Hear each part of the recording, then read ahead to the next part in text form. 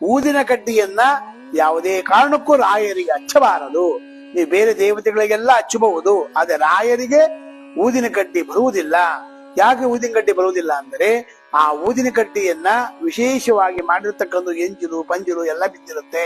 ಮತ್ತೆ ಎಲ್ಲಾ ರೀತಿಯಲ್ಲೂ ಮಾಡಿದಾಗ ಊದಿನ ಕಡ್ಡಿಯನ್ನು ಮುಟ್ಟಿದ್ರೆ ಕೈ ತೊಳ್ಕೊಳ್ಳೇಬೇಕು ನೀವು. ಅದಕ್ಕೋಸ್ಕರ ಊದಿ ಕಡ್ಡಿ ಹಚ್ಚಿದಾಗ ಆ ಊದಿನ ಕಡ್ಡಿ ಏನೇ ನೀವು ಇಷ್ಟೆಲ್ಲಾ ಪೂಜೆ ಮಾಡಿದ ಪಾಪವು ವಿಶೇಷ ಬರ್ತಕ್ಕಂಥ ಭಾಗ್ಯ ಇರುತ್ತೆ.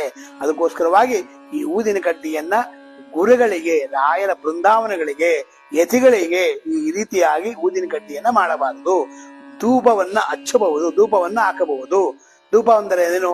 ಯಜ್ಞ ಅಂದ್ರೆ ಯಜ್ಞವನ್ನು ಮಾಡಿರ್ತಕ್ಕಂಥ, ಯಜ್ಞ ಅಂತ ಹೇಳಿದ್ರೆ ಹೋಮವನ್ನು ಮಾಡಿ ಇಜ್ಜಿರು ಅಂತಿರತಕ್ಕಂಥದ್ದು ಇರುತ್ತೆ, ಹೋಮ ಅಂತಿರ್ ನಾವು. ಅದಕ್ಕೋಸ್ಕರ ಹೋಮವನ್ನು ಮಾಡಿದಾಗ ಅದಕ್ಕೆ ಧೂಪವನ್ನು ಹಾಕಿ ಗಂಧದ ಒಂದು ಚೂರು ಲೇಪವನ್ನು ಮಾಡಿದ ಗಂಧದ ಒಂದು